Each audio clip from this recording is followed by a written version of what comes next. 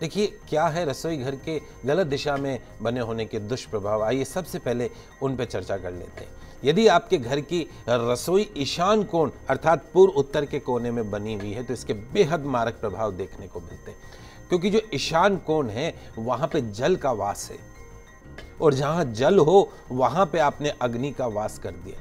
How is it possible? संभव नहीं है। जल और अग्नि में हमेशा बैर होता है। घर का जो ईशान कोण है सबसे शुभ माना जाता है। इसी रास्ते से, इसी ईशान कोण से आपके घर में माँ लक्ष्मी प्रवेश करती, कुबेर प्रवेश करते हैं, गणेश जी भगवान प्रवेश करते हैं। और सबसे ज्यादा जो पॉजिटिव एनर्जी है, ये भी सकारात्मक ऊर्जा जो है वो इसी तरफ से आती है। तो ऐसे घर में जहां पर ईशान कोण में रसोई बनी हुई हो, जहां जल का स्थान हो, वहां अग्नि का स्थान कर दिया हो, तो उस घर में कभी भी मां लक्ष्मी का प्रवेश नहीं होता है। काल का वास बना रहता है, कर्ज का वास बना रहता है, दरिद्रता का वास बना रहता है, कलह कलेश का वातावरण बना रहता है।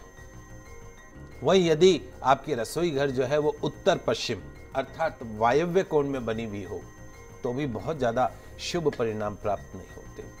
ऐसे घर में जहां वायव्य कोण में उत्तर पश्चिम में रसोई घर बना दिया हो, उस घर में मुकदमेबाजी बनी रहती, कोर्ट कचहरी के चक्कर बने रहते, संतान के लिए तो विशेष हानिकारक मानी जाती है।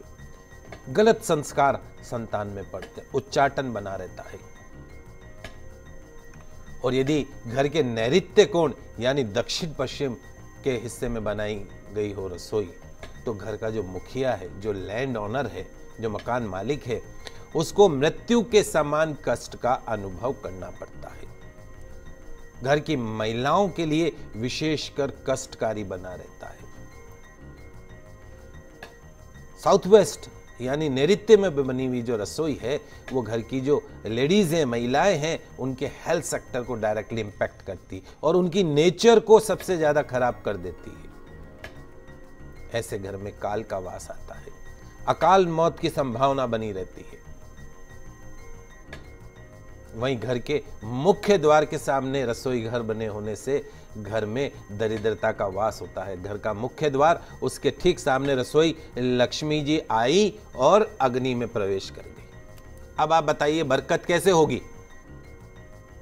दिशा मानव की दशा को बदल सकती है, इसमें कोई दो राय नहीं है।